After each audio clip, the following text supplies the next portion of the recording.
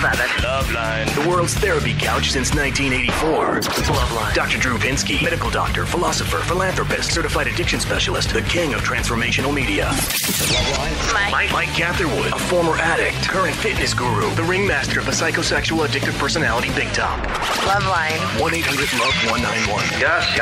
Get on with it. Yeah, buddy.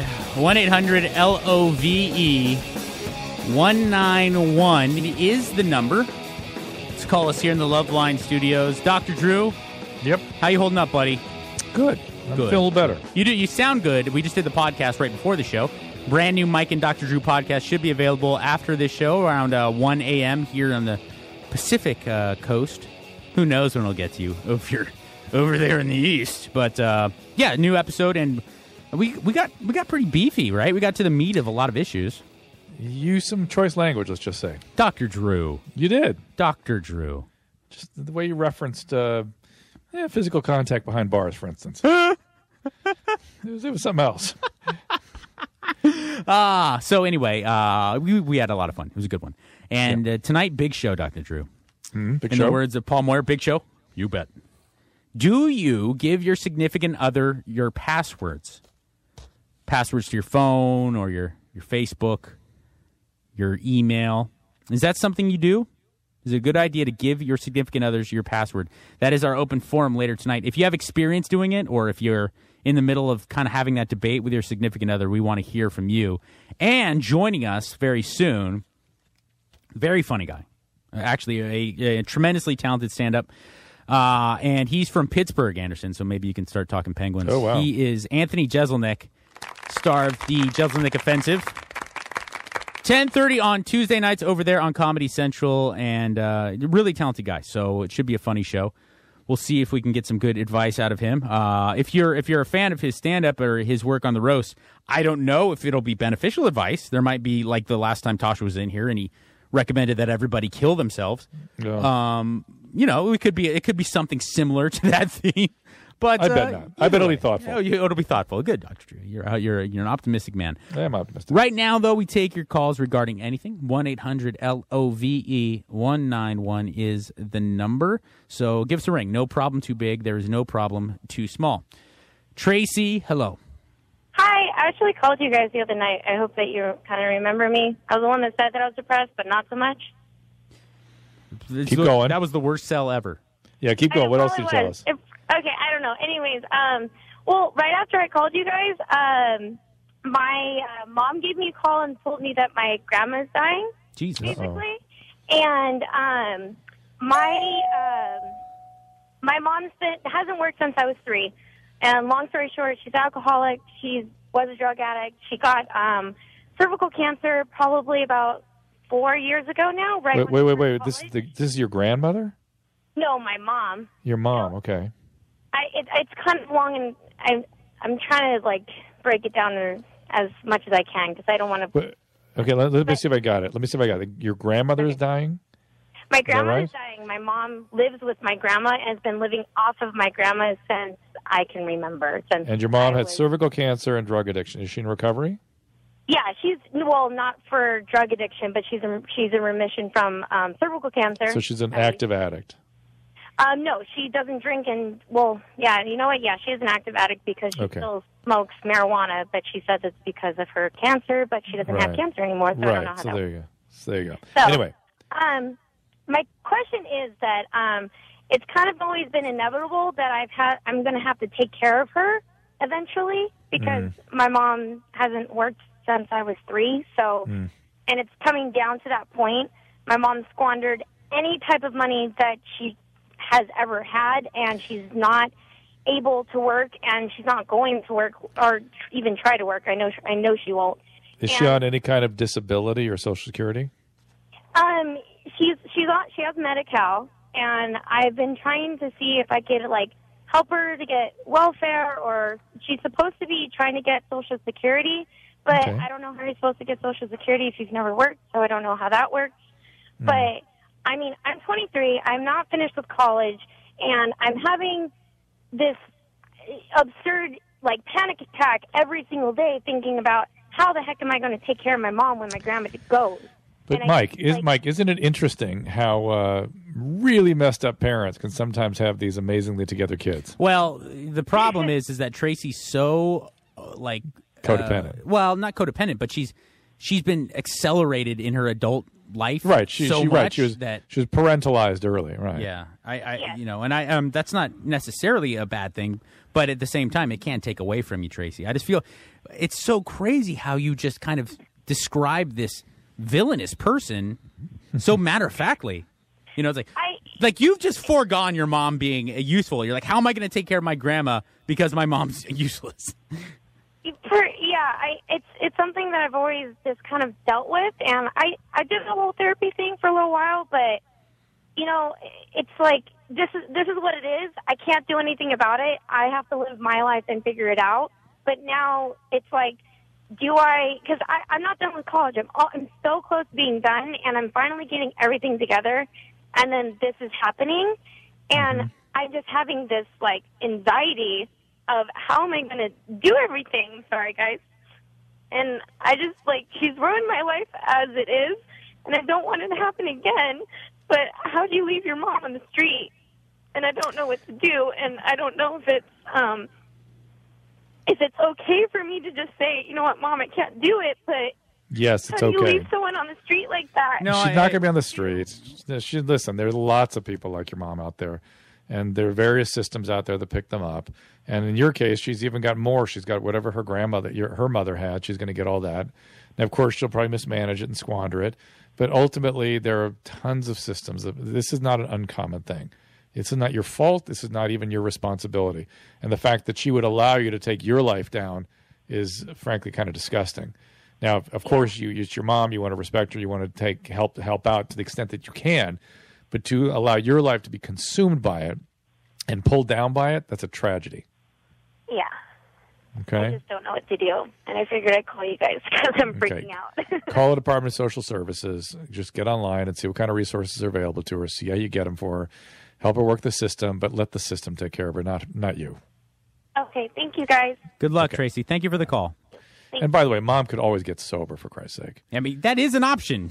Yes. She could get her act together. Yeah. Jasmine, hello. Thank you for calling Loveline.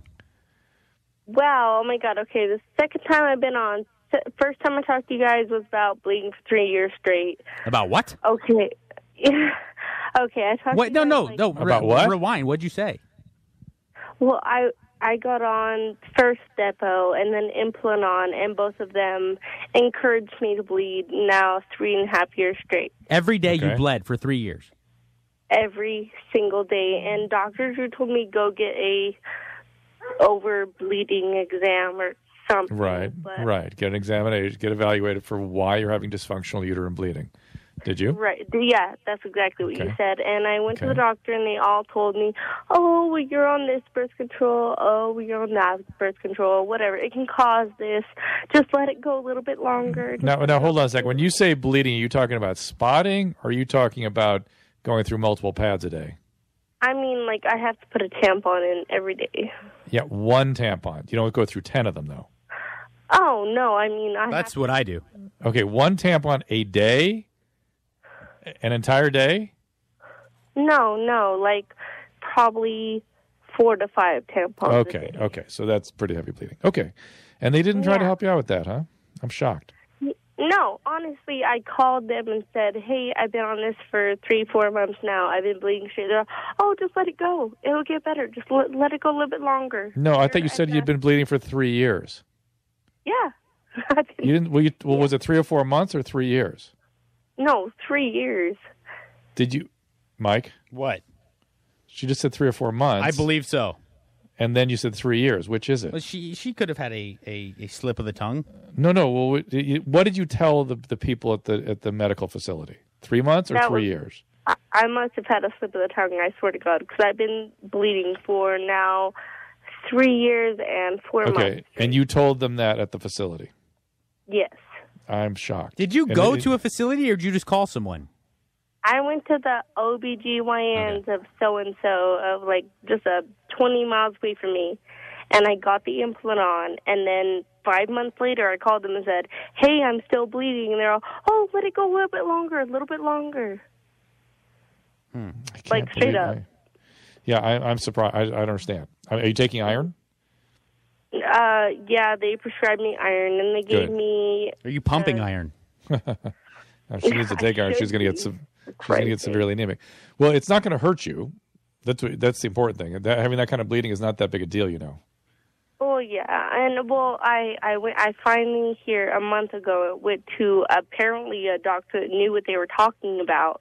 And I told him what was going on. I said, I just wanted out. If I have to go to just a condom or the pill every day, whatever, I'm down. Just give me something besides what I'm on. So they put me on the pill. It's regulated my period. And still, like, I'm having really severe problems with trying to get my man to go down on me because he's scared he's going to get blood on him. And Mike, like, this is jumping around so much. I go down on you every other day, but I don't get anything. Mike, didn't she say she was on the Implanon and bleeding for 3 years, and then suddenly she's on the birth control pill and not bleeding? No, she said that it's still... that's what her big complaint was, that she changed the way the OBGYN told her to, and she's still bleeding. Okay, you changed to the pill. How long ago? Okay, well, at this point, I'm in a location where I don't have a lot of OBGYN doctors, and I have minimal health insurance. Mike, this is getting... What are you on right now? Currently, I have the Implanon on in my See, Mike? It's... I don't know. That, what? Jasmine, it is a bit hard to track you. You go all over the place. Impossible. Okay. Impossible. I'm so sorry. I have heard your... Oh! You're on the pill, you're on the Implanon, you're off the pill, you're on the pill, you're regulated, you're not. He won't go down, but he's worried because I'm on the pill, but then I'm bleeding, but then I'm not. Absolutely impossible. So you got the right care, you got on the pill, you stabilized, and for some reason you went back on the Implanon. We don't know why. Jasmine. I'm so sorry. All right. Well, we got to go. So I hope you got something out of that. And go back on the pill. Go back on the pill. That worked. Yeah, and your boyfriend needs to sack up. Yeah, he sucks. A little. It's not like it's a fountain. You just tell him, be a man. 1-800-LOVE-191. And by the way, they could do it with the tampon in. Cunnilingus? Yes, if that's what he's so freaked out about. I'm just saying. Wouldn't that actually help? Because a lot of times when you're going downstairs with the tongue on the bean, guys, a lot of ladies like an insertion of a digit or two, and it's like it's already in there. Yeah, that's what I'm saying. 1-800-LOVE-191 is the number. Our guest joining us next is the man behind the Jeselnik Offensive on Comedy Central, 10:30 on Tuesday nights. I'm talking about Anthony Jeselnik, of course. He will join us right here next on Loveline.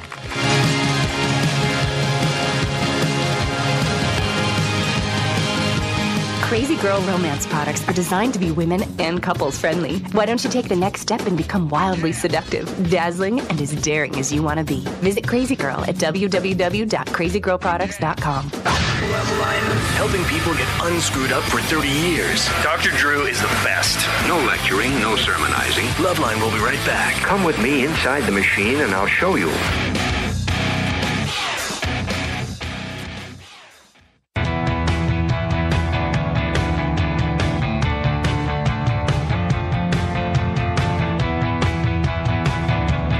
One 1-800-LOVE-191 is the number to call us here in the Loveline studios. Joining us now is one of the most highly regarded comedic writers in the business. He is also an incredibly talented stand-up and the star of the Comedy Central show, The Jeselnik Offensive. He is, of course, Anthony Jeselnik joining us tonight. Thank you. Thank you, everybody.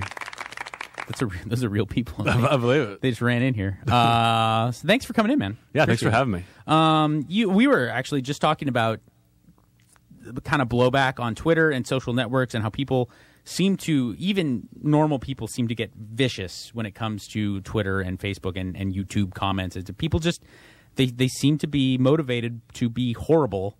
And I'm sure, given some of the topic nature that you touch on both your TV show and in your stand-up, that you're no stranger to getting people talking crap to you on Twitter. Oh, you see it all the time. And I don't think that people have changed. People will say, like, oh, what's going on with people now? Everyone wants to be mean and vicious. I just think that everyone has a voice now with Twitter. And the way to get noticed is to go extreme. You know, no one ever says, that's not really my thing. I don't really think that's funny, but I understand how someone could. They just say, that's not funny. That's the worst thing. You're the worst comedian now. Because they got to be extreme or else they don't get noticed. And the funny thing is, I mean, this is the way I feel. I don't know about you, but when you try to do something creative, whatever it is, the notion of that offends me is utterly useless. Totally. Because I'm sorry that it offended you, but it doesn't change the fact that that's what I find to be useful for my art or whatever. You know, if you can call being on the radio art or whatever. But, of course, and you would, yeah.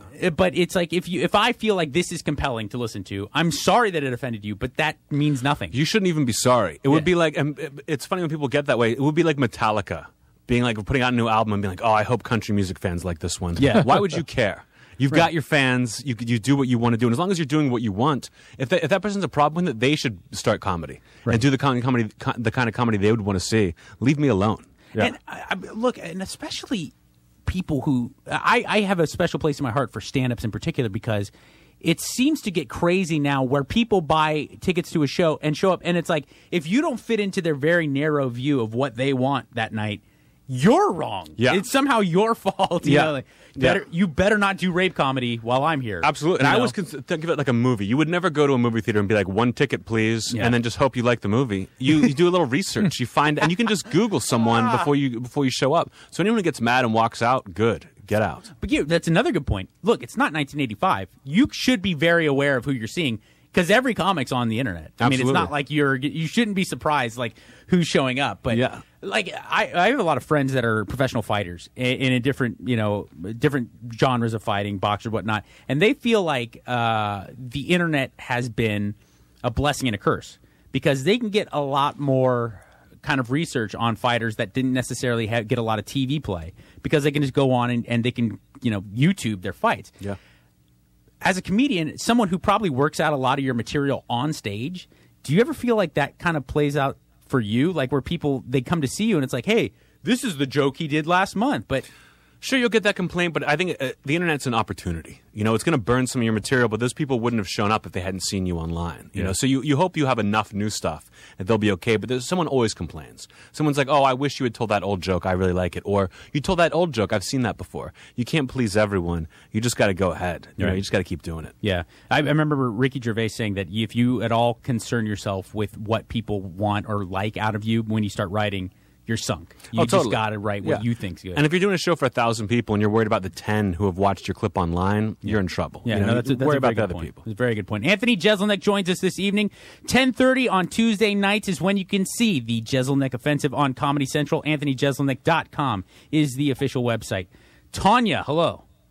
Hi. What up? I just have a few concerns about my dad. Mm-hmm. I was just visiting him with my husband, and he a few years ago, he went through a divorce that he lost everything and had to downgrade his truck and etc. He sold his truck to his dad, and when I was down there visiting, he told us that he was having some girl come hang out with us, and so he went and borrowed his truck from his dad. It's not his truck anymore, and told her that it's his truck. How old's your dad? He's 40. 17. He's 40. Yeah, so he's doing like what a 16-year-old kid would do. Like, right. Yeah. My concern is, like, he's been through 3 divorces already. So, I'm smelling a couple things. Has he got bipolar disorder? I think so. He has anger issues. As a kid, I remember him just getting so mad at me. Yeah, and was there any substances also? No. So really just psychiatric stuff. Mm-hmm. Wow, that's rough. Oh, I know, and I was like, he didn't say that, but she busted him because he has a camp trailer that you can just haul with a hitch. And where are you calling from? I'm from Idaho. Okay. My grandpa, the one who owns the truck now, has a fifth wheel, so he's got a fifth wheel hookup in the back of his truck. And she asked him when we were driving, why do you have a fifth-wheel hookup in the back? And she's like, yours isn't a fifth-wheel, is it? And he said, no. I mean, look, my heart goes out to the guy. What's the question? What's the question? I don't know how to approach him, and, I'm concerned for him because he's lonely, but I don't know. All right. Hold on. Tanya. Yeah. As like someone who has male ego, I kind of feel for your dad because you don't want to look like a chump, to chicks, and I get that. But at the same time, I mean, if he's trying to get chicks by being something he's not, then that's an even bigger problem, right?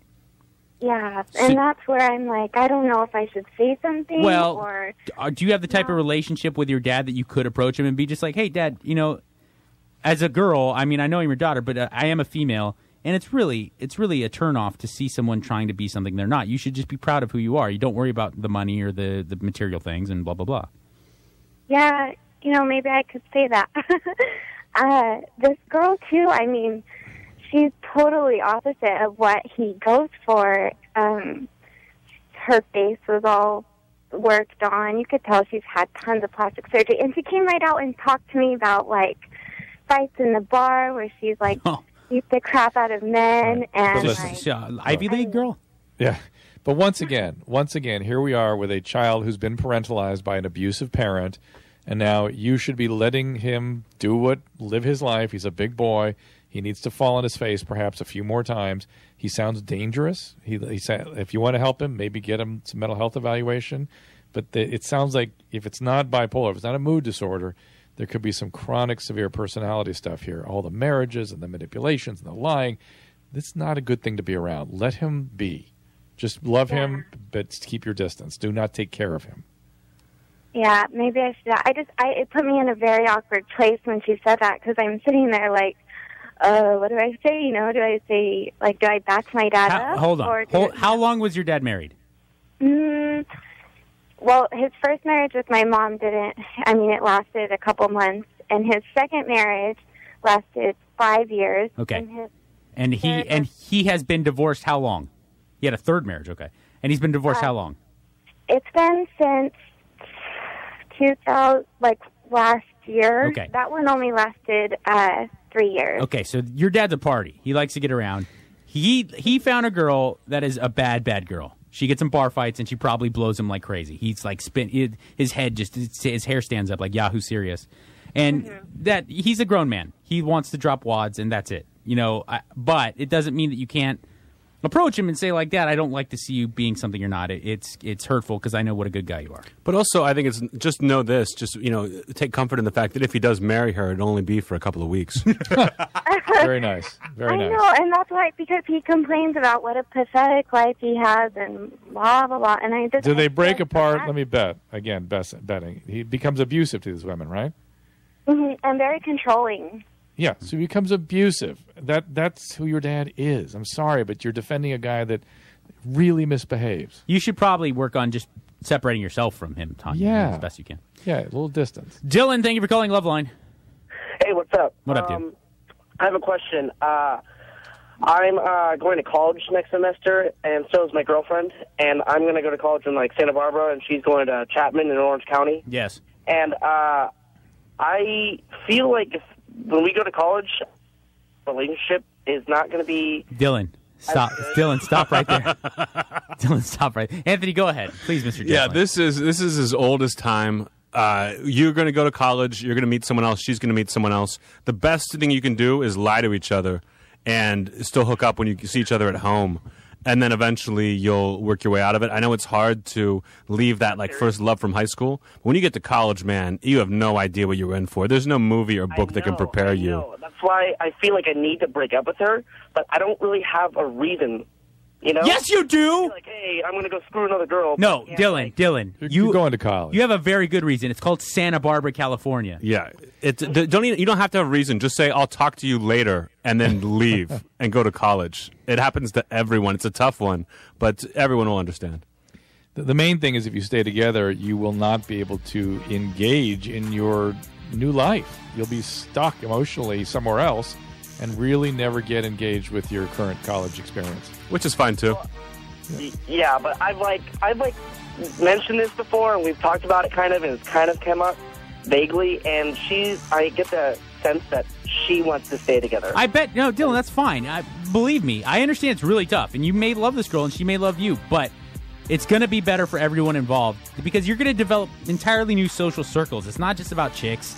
It's that you're embarking on a completely different phase of your life, and you don't want to have anything kind of anchoring you socially back to your old life. I'm serious. Yeah. You want to be able to just, with freedom and impunity, go out and make new friends and do what you need to do and not have to report back to people. But most people go to college having those same feelings you are, and it works itself out over time. Don't think it's weird that you're having these fights or anything. Just in a couple of months, it'll take care of itself. The Jeselnik Offensive, Tuesday nights, 10:30 on Comedy Central. Anthony Jeselnik from the show is joining us this evening. Later tonight during the open forum, we want to know, do you give your significant other passwords to things like your cell phone and Facebook? Is that something you do? Or is it a no-no? We want to know later tonight during the open forum. And straight ahead, there's just too many guys in this muchacha Mala's life, and she doesn't know what to do. She's overwhelmed by penis. We're going to talk to her next on Loveline. I'm sorry, that number is no longer in service. You'll have to find a new boyfriend. Loveline's coming back.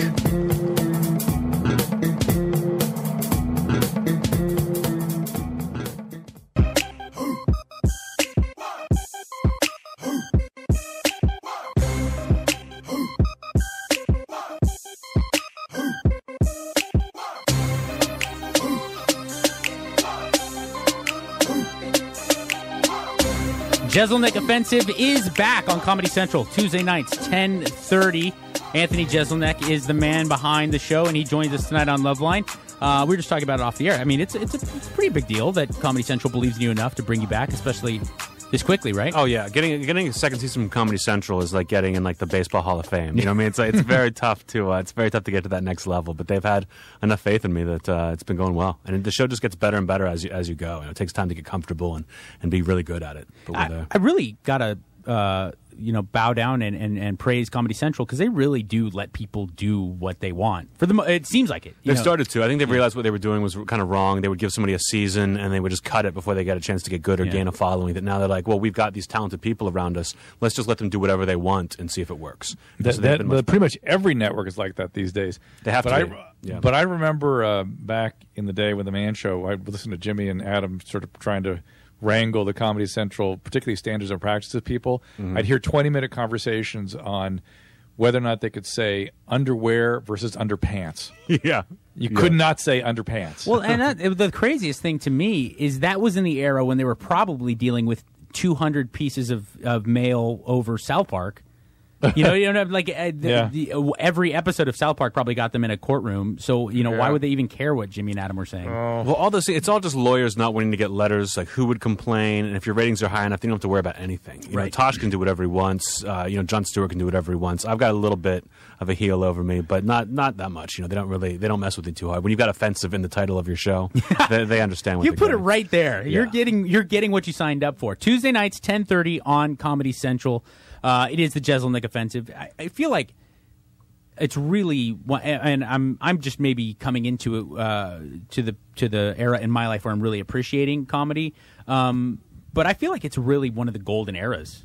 It really right is. Now. I agree. Because I think the people who, back in the day, there were only like 50 stand-up comics in the world before the big comedy boom. And then it kind of went away. But now I think people who could have done something else are getting into comedy instead. So you have it's not just antisocial people who had weird childhoods. It's like smarter people getting into it who kind of study the art and kind of and move it forward that way. There's a lot of guys like me, people like Nick Kroll, Amy Schumer, people who are like younger and just smart people who could have been lawyers but decided they wanted to do comedy. So I think it's going to get better. It's only I mean, you are a smart guy. You're an educated guy, and well spoken and all that. What drove you to want to pursue this career? Because I'm sure now you're reaping the benefits, but it couldn't have always been easy. Not at all. Yeah. But I originally wanted to be a novelist. I thought writing books would be great. I always loved to read, and after college I realized a novelist's life is sitting in your room for 10 years writing something no one wants to read. Whereas as a comedian, I could, at least when I was bad at it, I could get out and be around people. I could go to an open mic in LA and at least meet people and be a little more social. So, and you could kind of. You saw your progress as you got better, as opposed to just writing and writing and writing. So I kind of just got into comedy because it was a more proactive way to write.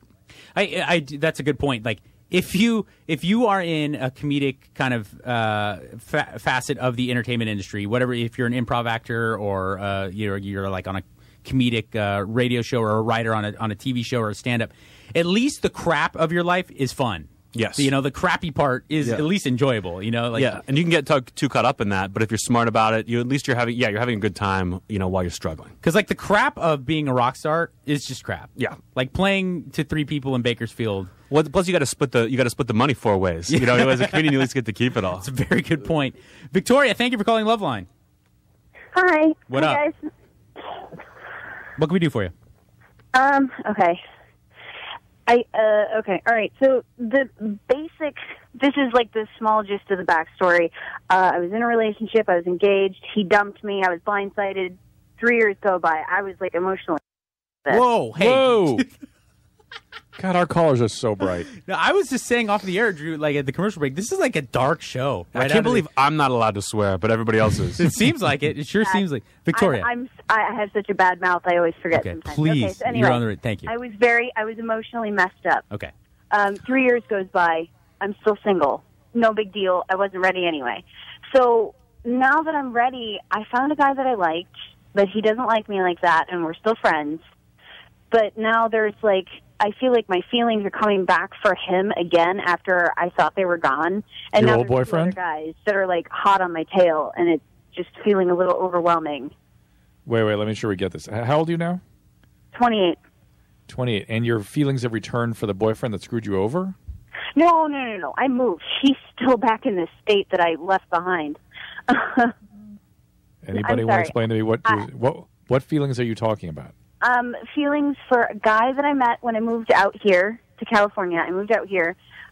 We became friends, and then I got feelings for him because we were sleeping together. And then I told him, and he said, I don't see you that way. And I'm like, okay, that's fine. I just need some time, and we can still be friends. And we are. Wait, hold on. Victoria. Yeah. I'm going to tell you something, and Anthony, you tell me if you agree or not. If a guy is, consistently having sex with you, and then you press him on feelings, and he says, I don't see you that way, he's already actively having sex with you, it's never going to work. Yeah. Right. You need to press him on the feelings before you have sex with him. Correct. Yeah. So stop having sex with that guy. Listen, get rid of him. Oh, we already have. I understand. Right. You said that. What we're saying rid of him. Is that if a guy is having sex with you first, and then he says, I don't see you that way, as a relationship type of... He ain't never going to see you that way. He really doesn't see you that way. Ever. Because if you put your penis in a girl, there's a very good chance, we're not as disgusting as you think women think we are. There's chances that we could have a friends with benefits or a chick that you just were interested in physically, and that develops into something. If you consistently are having sex with a girl and then you press him on it and he says, no, I only see you as physical, as something I can use as a receptacle, he's never going to come around to be your Mr. Boyfriend guy. I would go even further and say that if you have to tell him what your feelings are after you've been sleeping together for a while, it's already doomed. If while you're sleeping together those feelings come out, you're in good shape. But otherwise, that's a conversation that's doomed from the start. Well, that's how it happened. We were still sleeping together. I told him how I felt. You got to get rid of that guy. You have to. I can't even be friends with him. No, you could be his buddy. No. She can't because she's got feelings for him. She said, and that's why she can't open herself to the other 2 guys who do want to have a relationship with her. No, Victoria, that's a good point. I just don't want to see you get hurt because this guy clearly will hurt you. Yeah, he's not into you that way. If you want to have him exclusively as a friend, that's your choice. But it seems to be getting in the way of you developing feelings for other guys. Okay. Don't you? Because I went out on a date with, which is funny because he was also a friend, but then he turned around and he's like, I like you enough as a friend, and you're always there for me, which is what I'm looking for in a woman. So how would you feel about trying dating? That sounds good. Romantic. That's nice. And I've went out on 2 dates with him, and I feel like things went well. It's just I'm just not sure if it's just me who's blocking this. What's going on in my head, blocking these from continuing. Because I thought it would be good for me to go on this date, and then I would stop thinking about my other friend like this. It sounds like you're just dating. Yeah, you just date around. You're not that into this guy either. This guy is available. Keep dating. That's all. Okay, well then, how do I let him down without hurting his feelings? Because he's been having some issues with women lately. You say this. You say. What's his name? What's his name? What's his name? What's his name? His name is Jeff. Jeff, I really like you. You're a good dude, and I certainly, I'm not trying to push you away, but I just have to let you know that there are other guys in my life that I am serious with, and I don't want you to get the wrong impression. I'm dating. Yeah. So if you can't handle that, then maybe we shouldn't explore the romantic side of things. If you can, I'm just dating. I'm not in relationships right now. That's it. That's all you got to say. That's all you got to say. You there?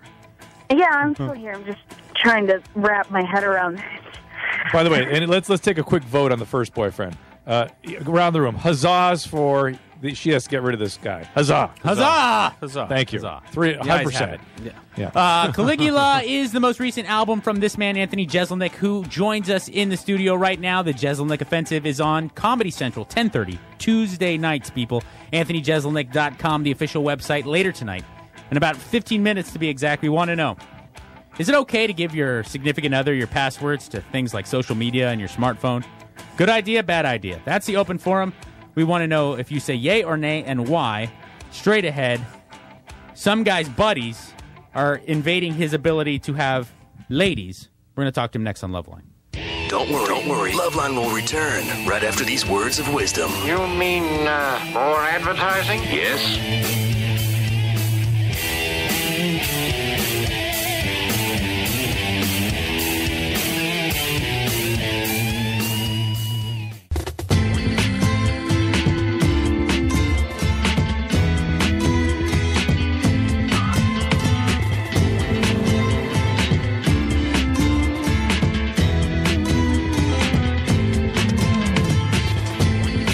Anthony Jeselnik is the man who joins us tonight on Loveline. AnthonyJeselnik.com, the official website.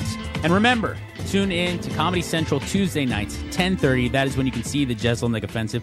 And if you don't already have it, pick up his first album, Shakespeare, right? That was your first? That was it, yeah. And then the most recent album, which I haven't had the pleasure of listening to, is Caligula, available everywhere albums are sold nowadays. I don't know where that is. I don't know where albums are sold. iTunes. You can just say iTunes. There's no music stores. Was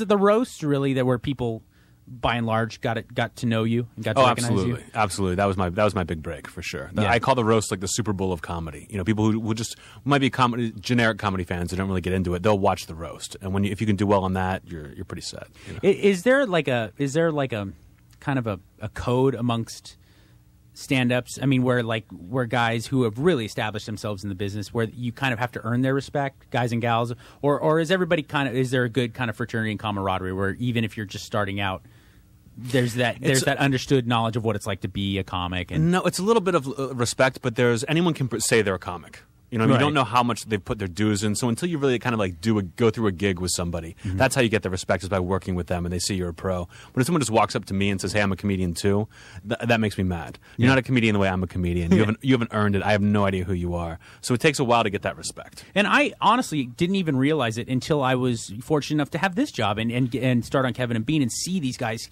and gals come in day after day and really do it.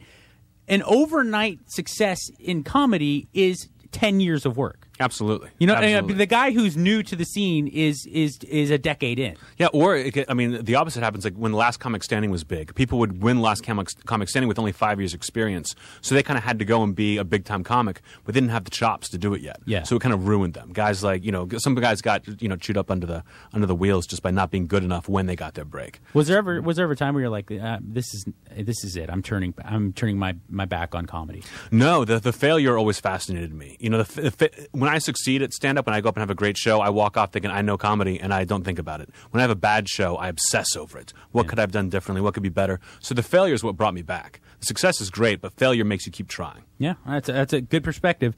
The Jeselnik Offensive, 10:30 Tuesday nights on Comedy Central. It's almost time for the open forum. We want to know, is it a good idea to give your significant other the passwords to things like social media and your smartphone? Good idea or not? Dylan, hello. Yes. Hello, Dylan. What's going on? How are you, man? What can we do for you? Am I supposed to answer that question first? Or No. Just tell us what's going on in your life. Yeah, well, what's going on? It's a ton of events, so I'm going to have to get these as quick as possible. Please do. It starts out with I meet this girl. I've got these other 2 best friends down the street. I just moved out to a new town, so these are my only 3 friends. Okay. I've known these other 2 friends. They live down the street. I've known them for months and months. They're my best buddies. I meet this other girl through them. We have a drunk party night. We end up hooking up or whatever. And it begins more of a friend relationship because she already tells me she doesn't want to be in a relationship. Wait, she said that to you after you guys hooked up? Yeah, that first time. Did you have sex with her? Yeah. Well, no. Okay. We don't halfway, second base. Second base, but you're grown-ups. Yeah. I mean, I'm just saying what happened. But, no, because we didn't kind of get to the bottom of it. So she was hammered, and she let you feel her boobies, but she didn't let you have sex with her. We were both hammered. Okay. All right, go ahead. All right, so we started hanging out, and I mean, it's based more of a friendship relationship, and then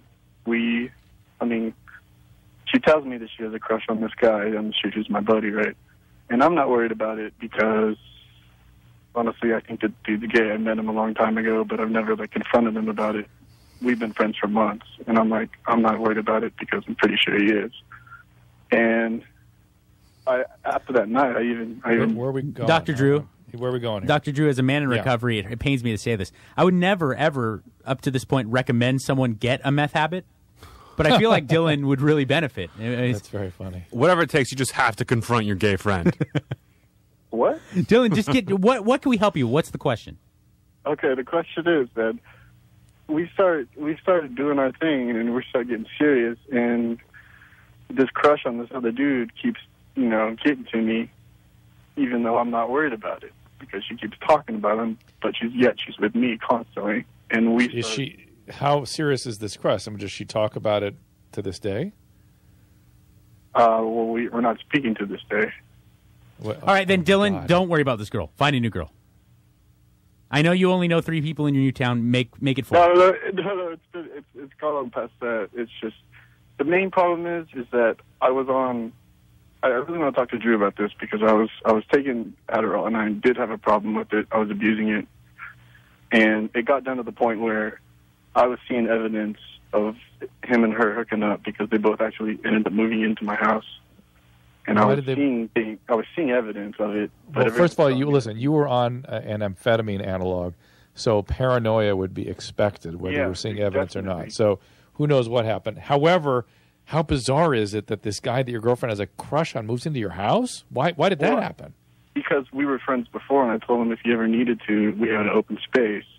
And it ended up she moved in her art studio, and then he moved in after that. And then all of a sudden, I come home one day, and I'm like, all right, something's weird because everyone's acting strange. And I'm seeing these signs that something did happen, like literal evidence. Like there's a stain on the couch. There's everyone's acting weird. But she's been telling you she wants this guy, so you don't really need the evidence. You know what her feelings are. And then when I confront everybody, they're like, what? Unbelievable! Oh, hat trick. Really, truly. God, I got to get in the radio business. This is fun. No, it's not. We knew you'd like it. Yeah, it's not good for the engineer, Anderson, not having fun with. But it is, this is the most swearing in one night that we've had probably in the last 3 weeks. No. That's a good point. CG? Yes. Did I pronounce your name properly? Yeah, CG. Okay, what's up, CG? Oh my gosh, I'm so nervous. It's funny, I actually got a hold. Well, okay, just recently my boyfriend broke up with me, and it came completely blindsided. And, I went out on a Wednesday night with my colleagues after a mid-year meeting, and he was so jealous, and then the next day he broke up with me. And I have no idea where it came from. And I was doing some dumb research on Google, and it seems like it happens a lot with girls where when a guy gets really emotional, they just kind of disappear. And we were living together, and I got home today from work, and he had moved all of his stuff out. What do you mean when he gets... Wait. He got jealous, and he couldn't tolerate it, and he broke up. Why is that a mystery to you? Well, because we were together for some time. I just don't understand. How long? How long? We were together for 2.5 years and broke up for a year, then got back together for 10 months. And why did you break up the first time? Just, I don't know, different of opinions, I guess. We moved in together too soon and just argued a lot, and then I broke up with him because I was angry and I just was trying to get a reaction out of him, and then he just took it seriously and disappeared. Yeah, it seems like the same kind of thing happened here. You wanted to test your limits, and he doesn't like that, and he took it seriously and disappeared again. But also, it sounds like when guys get jealous of a girl being with other guys, they want to fight the other guys. You know, if he wanted to break up with you for something else, and he used this as an excuse. But I wasn't with another guy. I was with a bunch of colleagues from work. But how old is this guy, CG? He just turned 30. Yeah, I mean, unless a girl gives a guy like serious reason to be jealous, like she gets drunk and blows people. Like, I mean, but the guy who gets jealous about you hanging out with your coworkers honestly, there's something up with him. It's a weird self-esteem thing. Oh, he would get jealous all the time. I know. That's what I'm saying. If he was 19, it'd be okay. He's not. He's a grown man. Okay. So I mean, it's a big deal. I mean, it's a sign of like serious inadequacy. Okay. All right. It's just hard to swallow, and I guess I'm trying to. I know. Or there's more to the story. Yeah. Or you blew lots of guys. Or just made him very, very jealous. Anyway, CG, there's only so much we can get to. It's time for the open forum. It's also, unfortunately, time to say goodbye to our guest. Oh, no. Anthony? Sorry, guys. I'm so sorry. Well, no, but I'll be back. You had a lot of media to do today. Can people, you just came from Leno, right? Yes. People can check that out on the West Coast tonight, right? Yes, tonight, 11:30. I'm the second guest. It's worth it. All right. So he will be on The Tonight Show in about a half hour if you're listening here on the West Coast. Check him out on NBC. And then 10:30 Tuesday nights, The Jeselnik Offensive. This man, Anthony Jeselnik, very talented dude. Thank you so much for joining us. Thank you, guys. Real pleasure. Where'd the crowd go? Where'd the applause? Left early with him. Okay, sorry. Thanks, man. Honestly, thank you, guys. Big fan. Please do come back. Absolutely. Thanks. It's time for the open forum. Call us up 1-800-LOVE-191's the number. We would like to know if you think it's a good idea or not to give your significant other your passwords to things like social media and your smartphone. Dial us up 1-800-LOVE-191's the number. It's Loveline.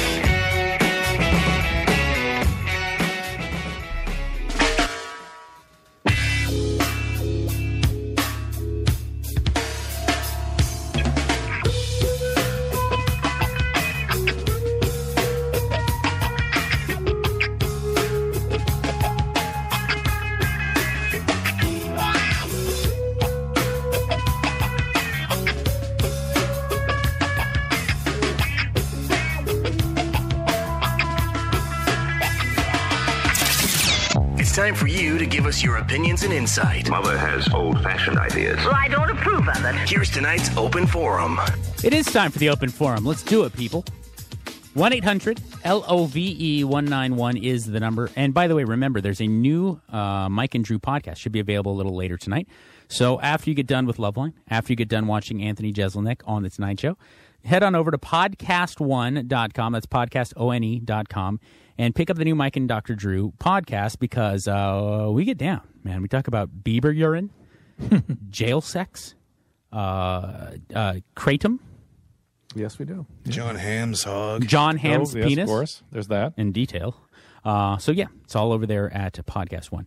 1-800-LOVE-191. This is an interesting open forum, again, coming from our video guy, Rune, who's been on fire. He keeps pushing a crappy one. He leads off with a crappy one and then follows it up with an awesome one every night, Dr. Drew. He leads off with, like, how important is kissing technique, and I yell at him, and then he comes with the Widowmaker of, like, these awesome. But is it good to give your significant other your passwords to things like social media and smartphones? And is good or bad? And then we want to know why. So give us a call. Let us know.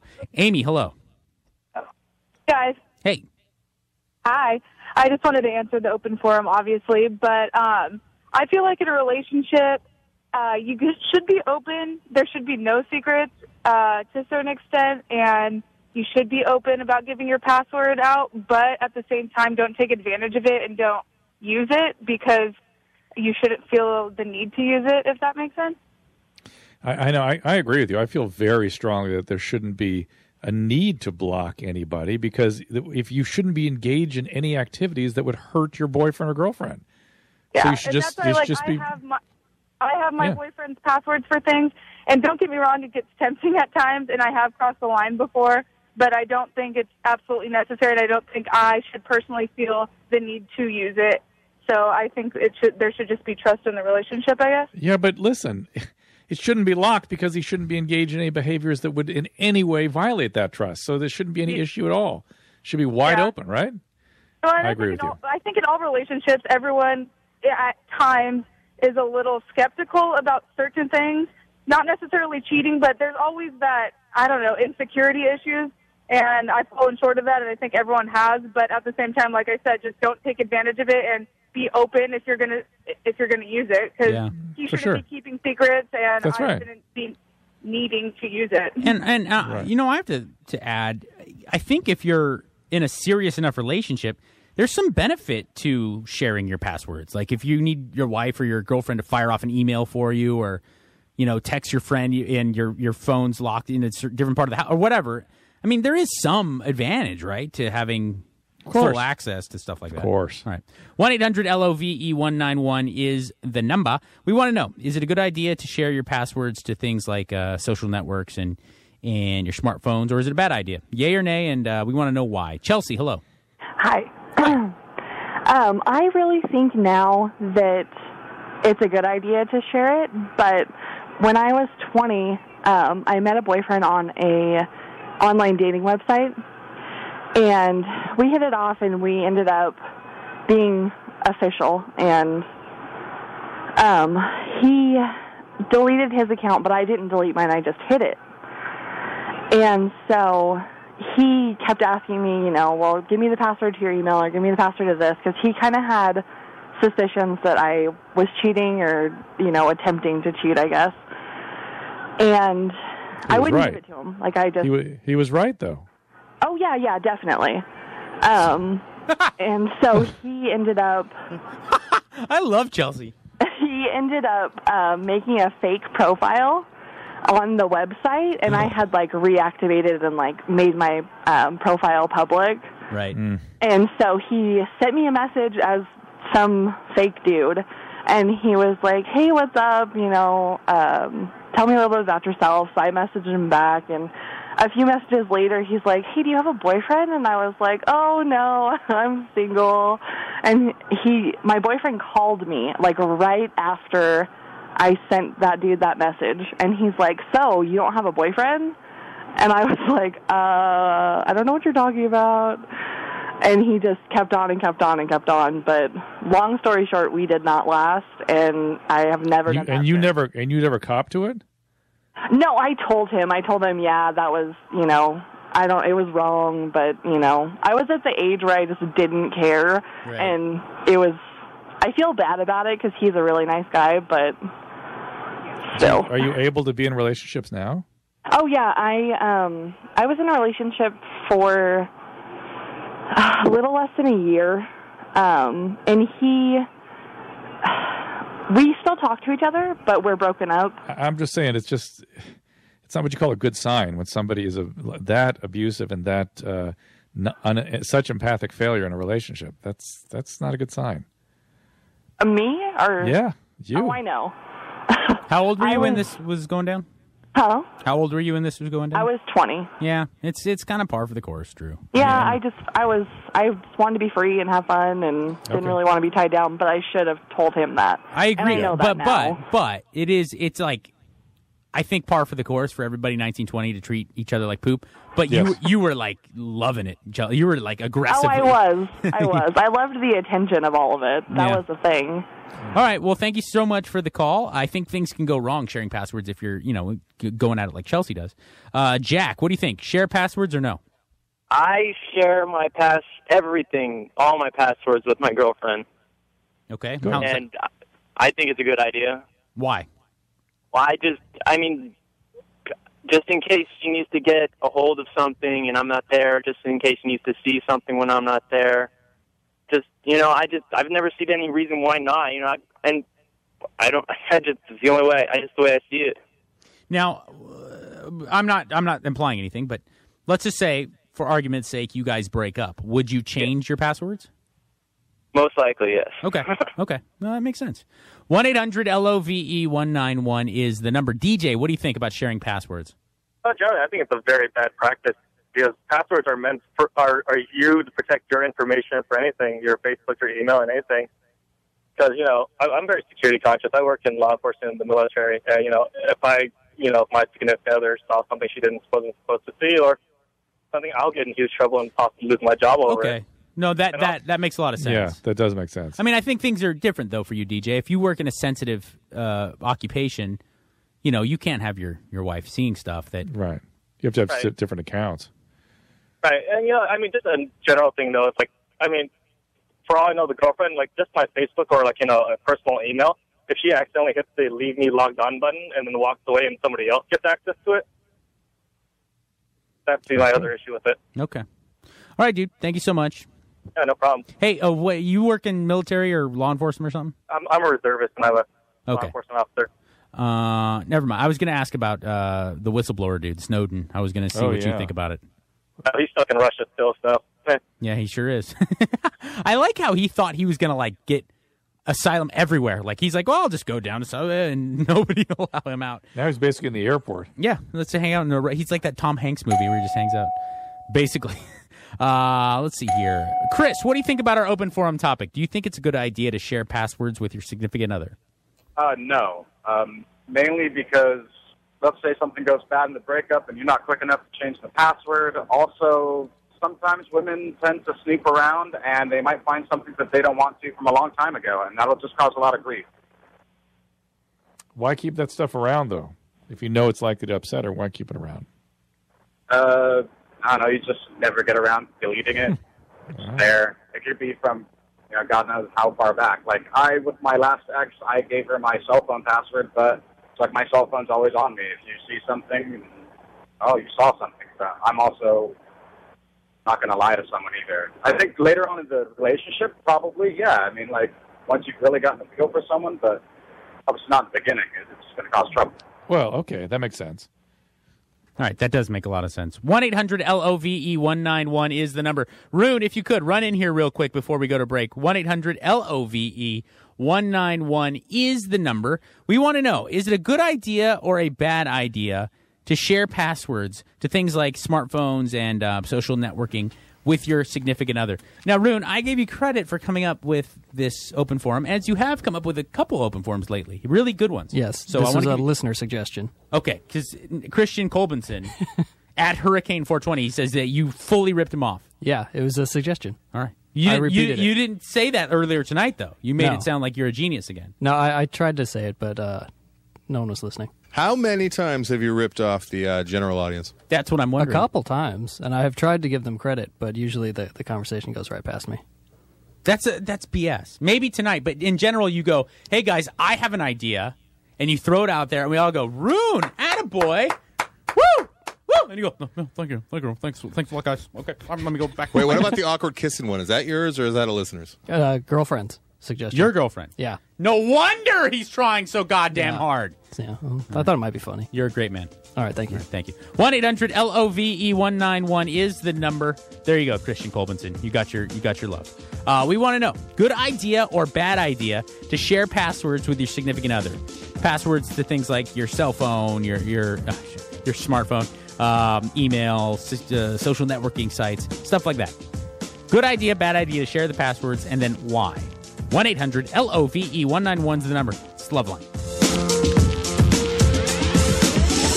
One call is all it takes. 1-800-LOVE-191. 1-800-LOVE-191. Start punching in the numbers now so you're ready when Loveline returns. Tune in on Real Self-Knowledge.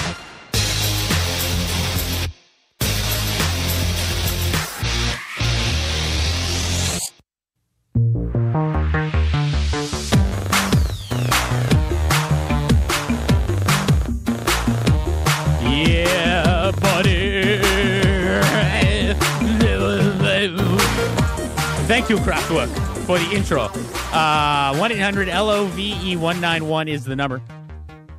We're right in the middle of the open forum where you, the Loveline audience, take over the show. We throw out the topic and you do the rest. We want to know, good idea or bad idea to share your passwords with your significant others? Passwords to things like your smartphone and email and social networks, that kind of stuff. Sean, what do you think? Hi, good evening, everyone. Hi, Dr. Drew. to answer your question, I think it really depends on the stage of the relationship you're in. If we're not living together, you have no business knowing any numbers that I have and looking through anything of mine. But I'll be damned, if you live with me, I should have access to everything that's yours. And I think that in my house, my boyfriend has access to everything I have. Matter of fact, all our passwords are the same because I don't play those games, and he knows that too. And I think it just depends on what stage you're in the relationship. I think that's right. I think if you're really if you're in a committed relationship, you should be able to share stuff. You shouldn't be doing activities that would hurt your partner. Bottom line. I would die if I hurt him. I would never do a thing in the world to hurt him. I love him so much. So there's no reason to do that. And when you feel like somebody's got to hide something like their password or they run off with their phone, I've been in this game a long time. I know that's a sign you got to pack up your bag and get out. That there's no reason to stay in something like that where you can't share your password, share everything in your life. There's no point in being with somebody if it's not an open forum. All right, dude. That's a good way of looking at things. Thank you, man. Thank you. Chelsea. Oh, no. Hi. Is this the same Chelsea? Chelsea, hello. Hi. What do you think? I think that it's a very bad idea, personally. Why is that? Well, I think that there should really, I'm 21 years old, and to me, my independence and my privacy is really important.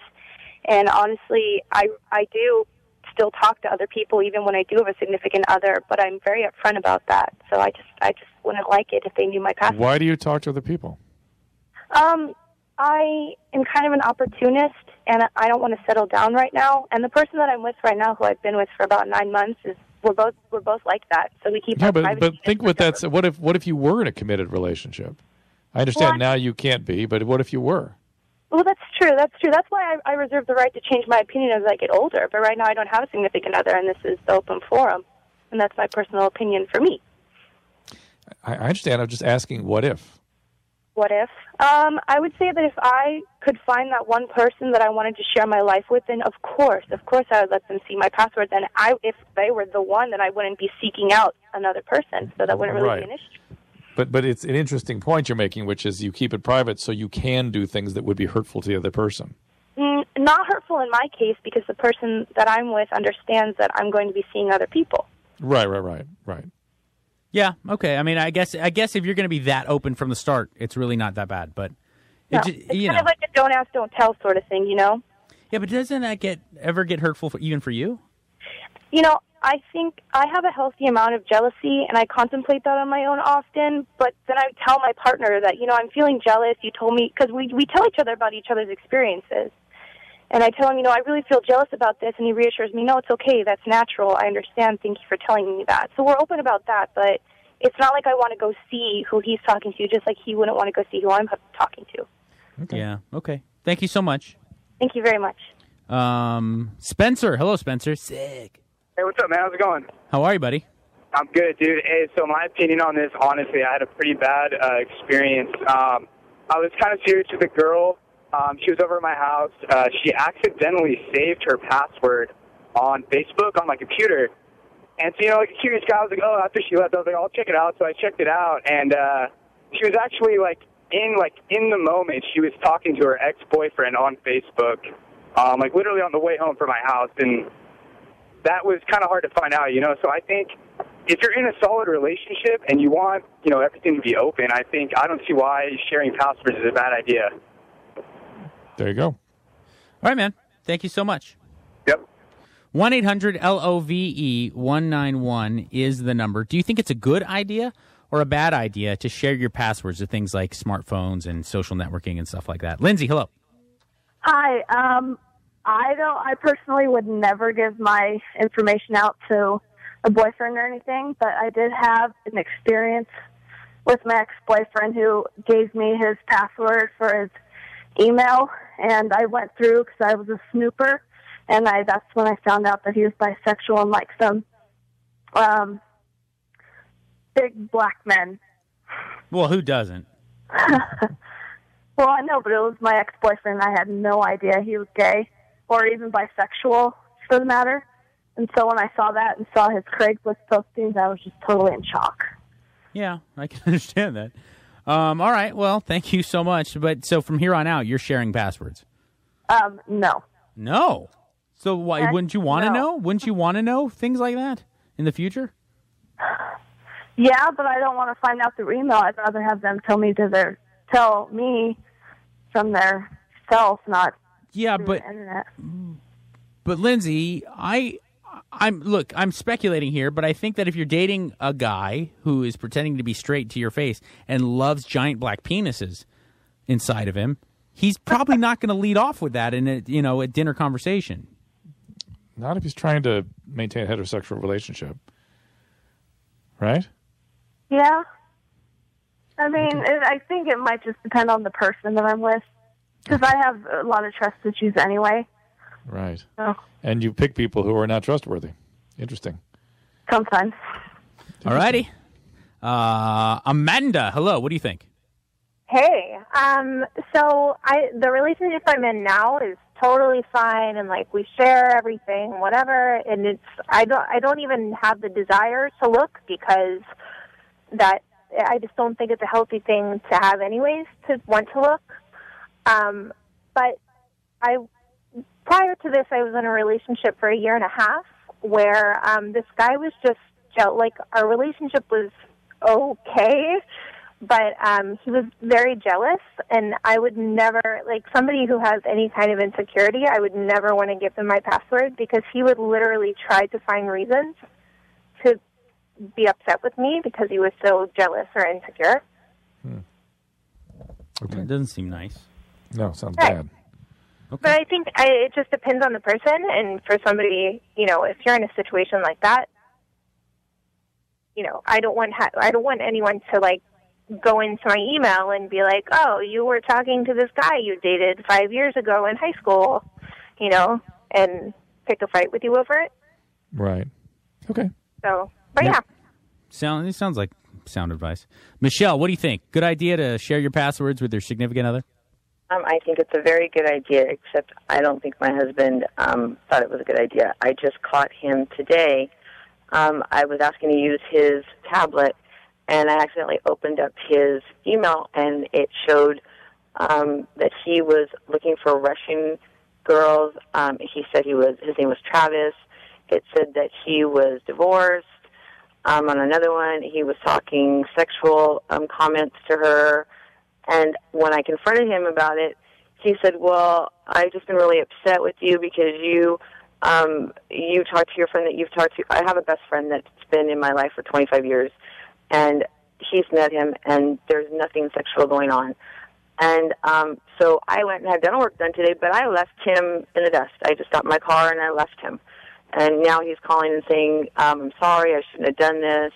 But, I don't know what to do. I'm, sitting in a parking lot, and he doesn't have a job. I lie to my parents and say that he works, and he doesn't, trying to keep up a front for him. And it's too much for me. It's way too much for me. So you're realizing it's not working. It's not working because, you know what, Dr. Drew, I was addicted to fentanyl patches, and I have lupus, and I recovered from it. I was on methadone. I'm not on it anymore, and it's really hard, especially when you go through all these things that trigger you. And it's just, I don't know what to do. I don't want to hurt anybody's feelings, but you know what? I've caught him many a times looking at naked girls on his phone. I wouldn't do what he does. He has all my passwords. I have none of his. Your recovery is all that matters right now, because your life lies in the balance. So if this relationship is threatening your sobriety, don't let that get in the way. So should just leave him walking, right? Well, I don't know. I can't make that kind of an absolute declaration, except to say that you have to be very, very careful with a relationship that is threatening your sobriety. It sounds like you were doing things that were pissing him off, and you were not paying attention to his feelings. And then he has this extreme way of taking sort of retribution, and it's just all a mess. But that's sort of neither here nor there if the whole thing, in fact, is not a good relationship and threatening your sobriety. Okay. Thank you. Thanks. Thank you. 1-800-LOVE-191 is the number.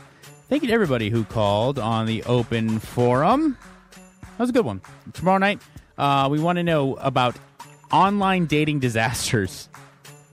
If you have been involved in an online dating disaster, tomorrow night during the open forum is when we want to hear from you. It just seems like, honestly, Dr. Drew, everyone I talk to that's single in my life, is on the dating websites. Mm-hmm. It's very popular. It seems to be a very accepted thing to do now. So it's got to go bad sometimes.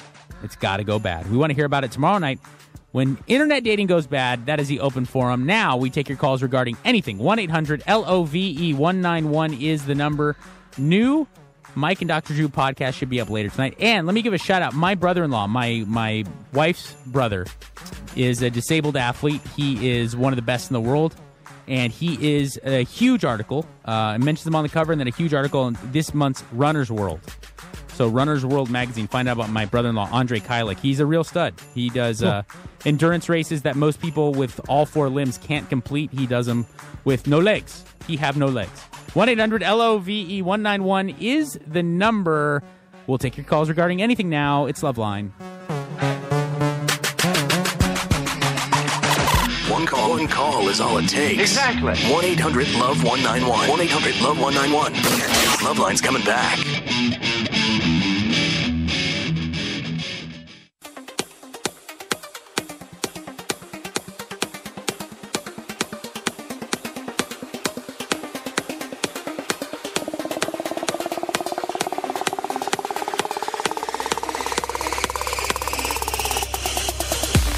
Yeah, buddy. 1-800-LOVE-191 is the number. Go ahead and give us a ring on anything you want to run by us here on Loveline. No problem too big. There is no problem too small. So don't feel like it's embarrassing to call up with some silly dating question or anything like that. All questions will be answered to the best of our abilities. Dee Dee? Yes. What's up? I have a question about co-parenting with someone who has narcissistic traits or the personality disorder. Oh, boy. That's rough. Yeah, it's been really rough. And how many kids you guys have? Just one. Okay. Basically, everything was fine in the beginning, and he was happy to be having another kid. And his hold on a second. Whoa. Having another kid? Yes, he has. He was previously married and divorced and has 2 kids from that relationship. Fantastic. Does he have a relationship with those kids? He hasn't had much of a relationship. They had a terrible breakup, and I see why now. Yeah. 'Cause that's what I'm currently dealing with. Okay. He just has really bizarre behavior and very manipulative and gives the silent treatment, and it's like, what do I tell my child when they're older, or do I try to even allow a relationship? Hang on a second. Has this person been diagnosed with a personality disorder? Yes, he said he was diagnosed with not the disorder, but the traits, but it seems more And what kind of traits? disorder. What kind of traits? He said he was diagnosed with narcissistic traits. I'm not exactly sure what that means, but Well, you might want to read about it. it seems more like the disorder, which I've read about. Well, a lot of people have narcissistic traits these days. A lot. And so, in an acute crisis, of course, he can be extremely cruel, and feelings can have no meaning to him, and he really doesn't see anything except his own point of view. But in calmer moments, when this sort of settles down, he can be an okay parent. I mean, not the best. Narcissists don't make the best parents, but he can be reasonably effective.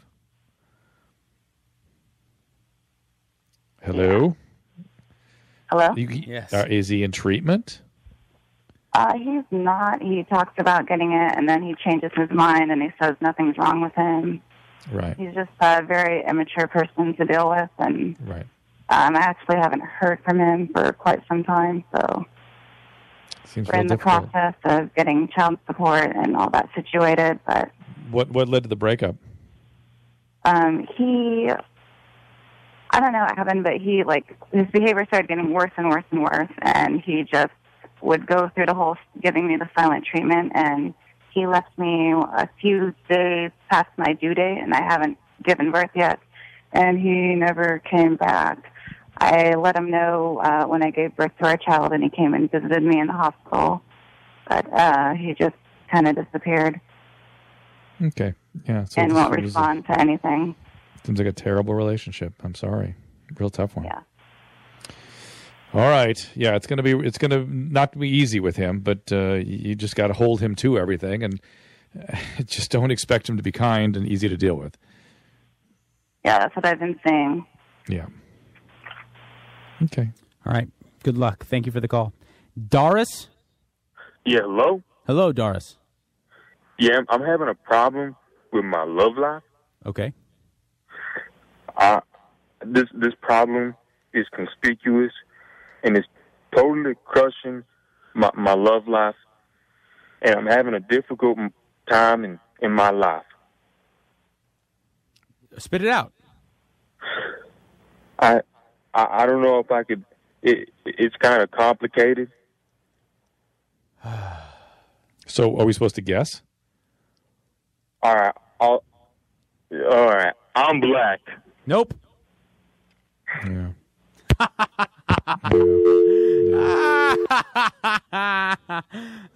Right off it, right there. I'm going to say no. Ridiculous. But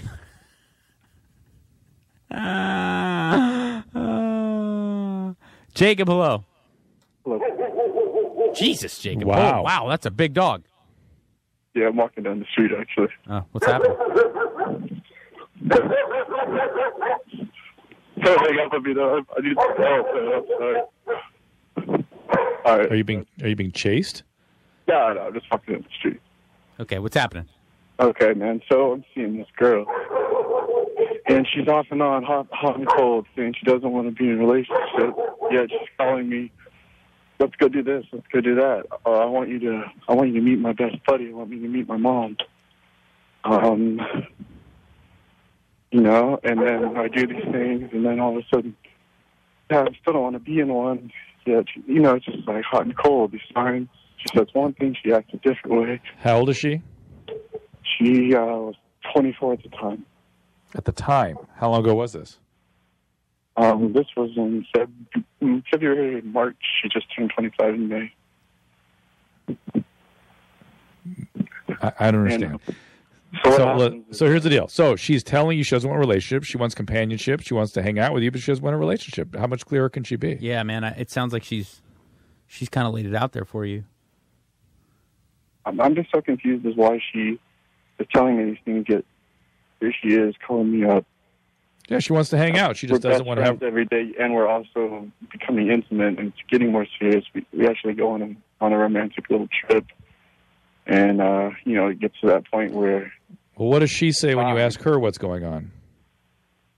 She says, "Well, after this whole thing, she's like, well, I told you before, I don't want to be in one yet. You know, like the night before, here we are in one. Like, you know, it got to that serious point where it's like, is it or not? And we didn't really talk about it, but it became, without words, a relationship. In the next morning, No. It did not, because the words were clear.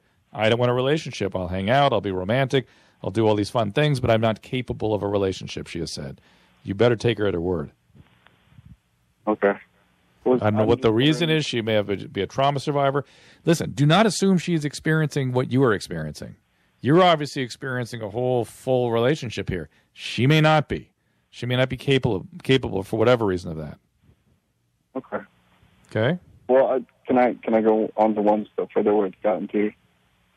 Like, okay. She was my best buddy, even though she even did say those things, and I kept going with it, even though it seemed like we were becoming, you know, a couple. Even though she was saying that, I just kept going with it because I did, you know, I started getting really deep feelings. Mm-hmm. And after that, all of a sudden, she's gone. She's not responding. I'm saying, you know, what's going on?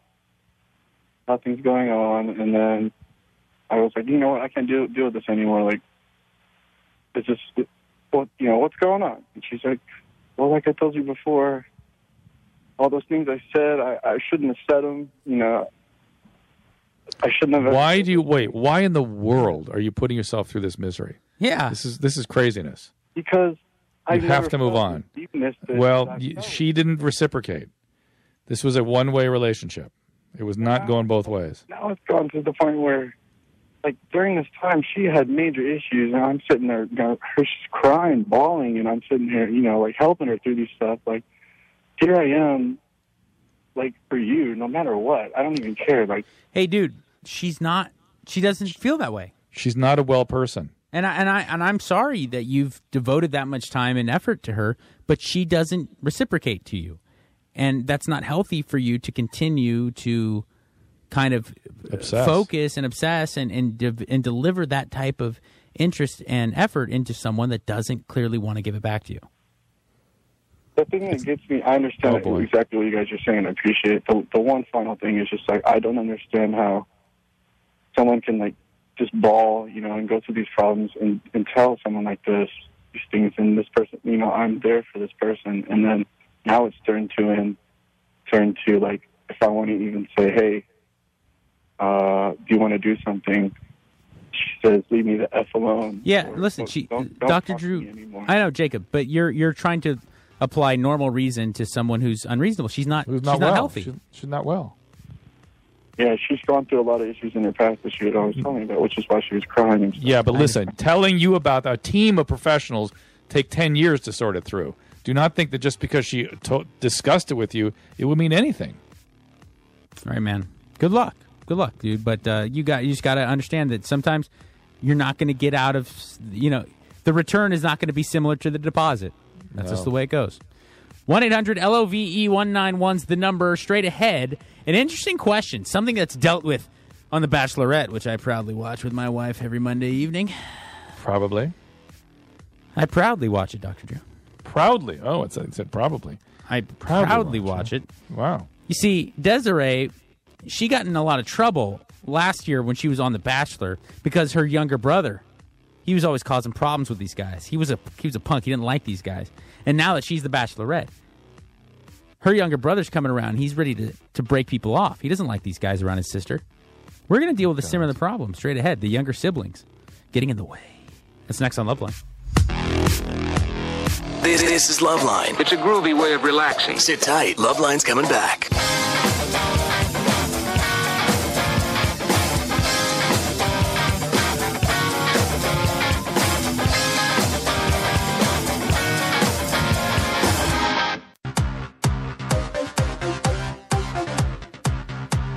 It's Loveline, everybody. 1-800-LOVE-191, the number.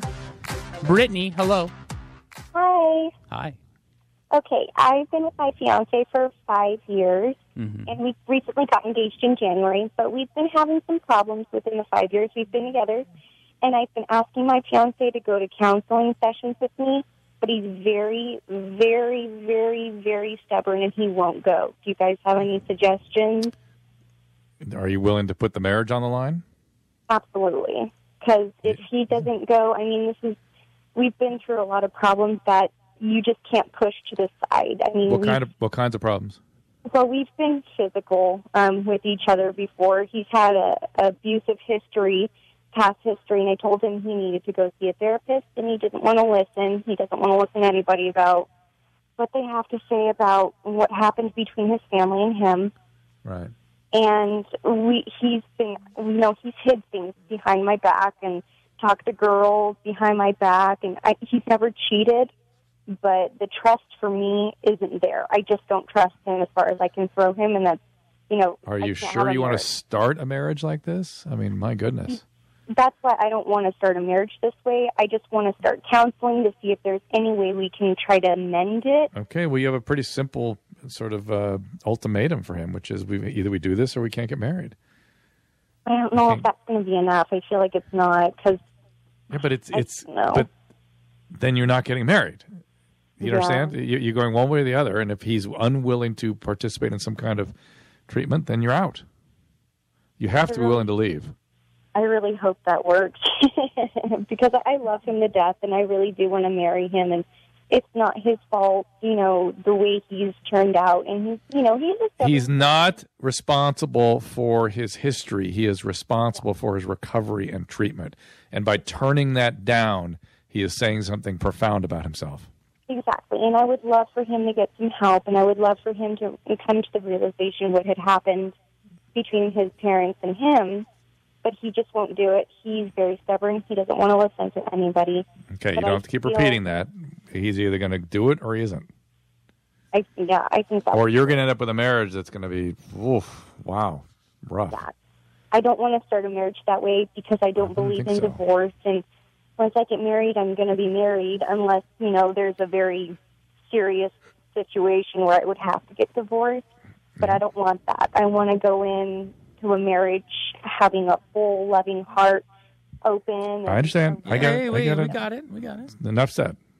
Got to go in there and get him into treatment. That's it. Great. Thank you. Okay. All right. Thank you so much. Jessica. Hi. Hello, Jessica. Hello. Okay, I want to say I'm a huge fan, and I really appreciate you guys' show. You know what, though? We're huge fans of you.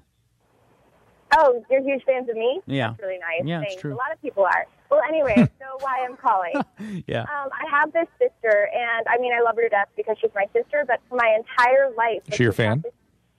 She's got this extreme, competitiveness with me. It's like, she always needs my mom to like her better and my father to like her better and and my brother and sister like her better. And it's so frustrating. And then whenever I date anyone or I become friends with people, she's... Come on. I'm sorry. Oh, people. How is it? How does that work? Mike. I don't know. Call radio show, just start blasting off the S-bombs and the F-bombs. Don't laugh. I won't do it again. I'll keep it together.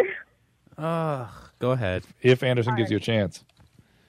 Well, she does the same stuff with my boyfriends. Every boyfriend I've had, she texts them behind my back. She talks to them behind my back. And it's an attention thing, I know, but I don't know how to deal with it. I've literally I've moved out of state. It's the only way I have successful friendships because she's not around me. And it's I think I'm not sure that's not such a bad idea, just to be avoidant. And that's literally what I do, but it's so hard. I don't want to do that to my sister. I love her still, and we do. Yeah, well, get she needs along to. occasionally. That's fine. So you can see her in certain circumstances. You can visit her and have a relationship, but she needs to check her crap. I In know. the meantime, Thank you for confirming that. It's just getting stressful. We still have family reunions and stuff like that, and it's so tense between us because. yeah, but listen, you should. You have a boyfriend? Is that what you said? You have a boyfriend? Yeah, Is that what you said? hasn't... Are you there? Cut her off. Well, here's the you tell him about how she is, get him to stay with you and reassure you and make you feel safe, and allow you to have a relationship with your sister when you do visit. Or don't take your boyfriend with you when you go to family visits. Boom. Boom.com. Eric, hello. Hi. Yeah, Eric. I'm calling in because I recently met this girl, right? I didn't have a clue who she was in high school. Apparently she knew who I was. I graduated this year. And I've worked with one of her little brothers, not the youngest one, but the next. He was junior lifeguard with me. And I didn't know he had a sister, but apparently she added me on Facebook. I started getting to talk to her and stuff. Got to see her a couple times. So I really like this girl, and I feel like there's something really special with her, and she feels the same way. And except for she had some trouble when she was younger. I guess her dad ended up leaving them and stuff, and left them really bad. And her youngest brother, he's a freshman in high school now. He was very close to his dad, and I guess anytime I try to get her to hang out and stuff, he would always get her mom mad at her or something, or prevent that from happening. What do I do to that? It's not really clear what you're describing, but the fact that she acted out during high school during a very stressful time, to me, only suggests she was depressed. And that depression may be better now, and she could be completely reconstituted. I don't know what the brother is up to. You shouldn't pay any attention to that. Continue to pursue this girl. What's the problem? No, I mean, she's fine. It's just, this happened a long time ago. But what I mean is, and we're doing good. I mean, I asked her out a couple days ago. And, what I mean is every time I tell her to hang out, she talks about how she goes to ask her mother, but her little brother always ends up oh, who are you going out with and stuff, you know? I don't know. No, we don't know. But I don't know why it should be any issue to you. He's pretty much like stopping her from going out like at all. How does he do that? Because he convinces her mom to like keep her in. I don't buy that. To not let her go out. So then go visit her at her house. Get a relationship with the mom so she knows who you are and is comfortable with you. That's what you do. Get them seeing you. Get a relationship so you're a person, not just some entity out there. And be nice and bring gifts and be helpful and go be a good guy. Mike, you agree with me? I do. Yeah. I have to say, overall, I hold our listeners in such high regard, and our callers too, because usually they have our backs. Yes. Tonight, by and large, mostly we were fed crap. We got some crappy calls, and even the good calls, people were cussing at us. Yeah, like a lot of F-bombs and like a dark tone. And whose fault? Where is that Krista? Is she in there? Whose fault? What do you mean? You use the word fed. Is Krista in the other room? Oh, yeah, that's a good point. Yeah. Krista? Well, she's on a juice cleanse, Dr. Drew, so her normally blunted cognitive function is even worse. 1-800-LOVE-191 is the number, as always. Thank you to everybody who called in, even though it was a dark night. Thank you so much to Anthony Jeselnik. Check out the Jeselnik Offensive, Tuesday nights, 10:30 on Comedy Central. And remember, in this crazy mixed-up world that makes you think that nobody cares, we do be good people. This has been Loveline. The opinions expressed on Loveline are not necessarily those of the staff, management, sponsors, or the station. Loveline is produced by Ann Ingold. Engineered by Anderson Cowan. Executive producer Norm Pattis. Loveline is a presentation of Courtside Entertainment Group. End of message. The end of a perfect evening. Something tells me the show's over. The end of a perfect evening. I've always admired your show. Have you ever considered hosting your